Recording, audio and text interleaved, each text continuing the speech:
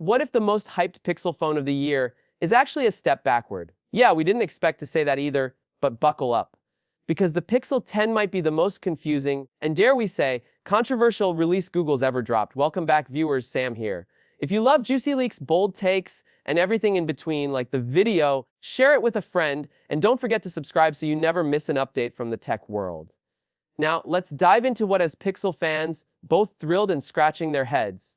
On paper, things start off strong. A new Tensor G5 chip, a 6.3-inch Full HD OLED display with buttery smooth 120 Hz refresh rate, and a bright 3000 nit panel that laughs in the face of direct sunlight. It sounds premium, right? But just when you start to get excited, the fine print hits hard. That main camera.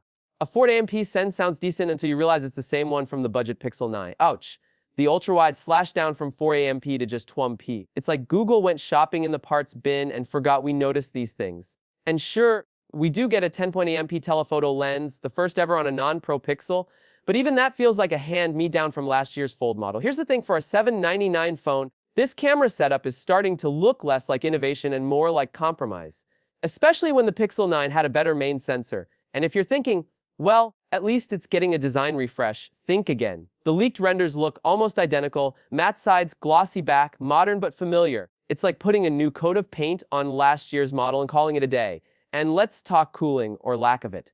Just like its predecessor, the Pixel 10 is skipping a vapor chamber cooling system. That might be fine for casual users, but if you're into gaming or multitasking, prepare for some warm hands and maybe a few dropped frames. Even the connectivity is a letdown. Wi-Fi 6E instead of the faster Wi-Fi 7Y. The hardware supports it, so this looks like an intentional feature block. Not cool, Google. What really stings, though, is how the Pixel 10 seems artificially limited just to make the Pixel 10 Pro look better. Exclusive features like ultra-res zoom, gimbal-style stabilization, and possibly even better thermal management, all locked behind a higher price tag. It's like Google wants you to pay a premium just to unlock the full experience.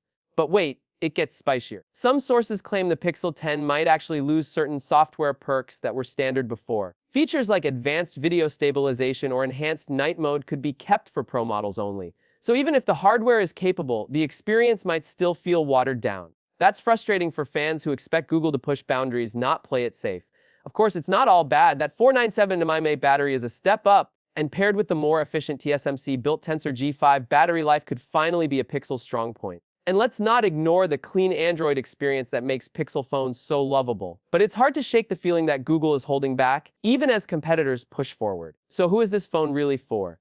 If you're not a camera nerd or power user, and just want a clean, smooth Pixel experience, the Pixel 10 might be enough. But if you're looking for bleeding edge innovation or even just a solid year-over-year upgrade, you might want to look toward the Pro series or wait for the Pixel 10a. And just to add more mystery, the launch date's reportedly set for August 20, with availability around August 28, but we all know how Google likes to shift dates at the last minute. Pricing. Still expected to start at $199, with the Pro going for $999 and the Pro Zelda wallet punching $199. At this point, it's clear Google is drawing a line in the sand. The Pixel 10 isn't just a new phone, it's a strategy shift, a statement. But is it the right one? Let's zoom out a bit. If you've followed the Pixel lineup over the years, Google tries something bold, dials it back, then makes that same idea Pro exclusive. The telephoto lens this year, it's part of that same cycle.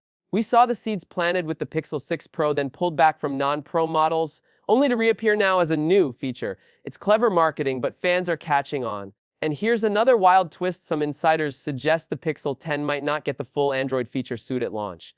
Apparently, a few AI-based enhancements are being tested on the Pro models first. Things like predictive reply automation, gesture-aware scrolling, and more. It's subtle, but it further widens the feature gap. Let's be real. Google is clearly steering users toward the more expensive models. The question is, will users play along? In a world where mid-range phones are closing the gap in performance and features, is a half-baked flagship still worth the price? The Pixel 10 may not be the slam dunk we hoped for, but it does raise the stakes for the Pixel 10 Pro and Pixel Fold lineup. If Google doesn't absolutely crush it with those, they risk losing the trust of their most loyal fans. So the Pixel 10 might just be the opening act to something bigger, or the beginning of a slow fade out. Now, if you thought things were already a bit shaky, let's talk ecosystem strategy. See, Google's trying to position the Pixel lineup as the cornerstone of a broader hardware ecosystem, with Pixel Buds, Pixel Watch, Pixel Tablet, and maybe even a new foldable in the pipeline. But if the base Pixel 10 feels underwhelming, how can it convincingly lead that ecosystem? When Apple drops a new iPhone, It's not just about the phone, it's about how it connects with the watch, AirPods, and Mac. Google wants that same synergy, but the Pixel 10's current trajectory might be undermining that vision. If consumers start seeing the base model as a watered-down entry point, the whole stack suffers. You can't build a strong ecosystem on a weak foundation. So maybe that's the real game here. Maybe Google is intentionally creating a larger gap between base and pro to nudge more users into buying up the latter, not just phones, but bundles. Picture this: buy the Pixel 10 Pro, get Pixel Buds Pro at a discount, toss in the Pixel Watch 2, and suddenly Google has sold you a lifestyle. But here's where it gets even more fascinating. We're hearing whispers that the Pixel 10 Pro might come with something called Pixel Intelligence Mode, a set of exclusive AI features that evolve over time. Think on device learning for habits, customized routines based on your usage patterns, and predictive battery optimization that feels genuinely smart, not gimmicky. It's reportedly pro only for now, but if it works, it could be Google's answer to Apple's tight integration and Samsung's One UI enhancements. Meanwhile, the base Pixel 10, still stuck with standard assistant responses and limited smart home integrations. And that's where users will start noticing. If your smart home lights lag on voice command while your friend's Pixel 10 Pro lights them up instantly, the difference goes beyond specs. It hits real life. We haven't even touched on the software update policy. Google is rumored to be extending it to 7 years for the Pixel 10 series, but only the Pro models might get full feature drops for that entire cycle. Imagine owning a phone that can run the new stuff, but won't unless you shelled out for the Pro. That's the kind of move that stings loyal users long term. So the story of the Pixel 10 isn't just about hardware compromises. It's about psychological pricing, ecosystem dominance, and the slow transformation of Google from the scrappy innovator to a calculated premium player. And if that sounds dramatic, well, just wait until the next round of leaks. Stick around. We're just getting started. Now let's peek into what might be one of the most quietly game-changing decisions Google's made, how it's rewriting what flagship even means in 2025. For years, flagships were about throwing in every possible feature. Big batteries, top-tier cameras, wild design, everything but the kitchen sink. But with the Pixel 10, we're seeing a shift. Google seems to be testing what happens when a flagship is just good enough. But here's the twist: in doing that, they might actually be redefining how consumers look at value. Because not everyone wants or needs every feature, and Google knows that. The real gamble: whether users will feel satisfied or shortchanged. And here's where the Pro models swoop in like the hero characters of Google's new narrative. They aren't just more expensive, they're supposed to feel complete. Like the Pro label now carries real weight. It's not just screen size or an extra lens anymore. It's about delivering the full Google experience and putting a price on that.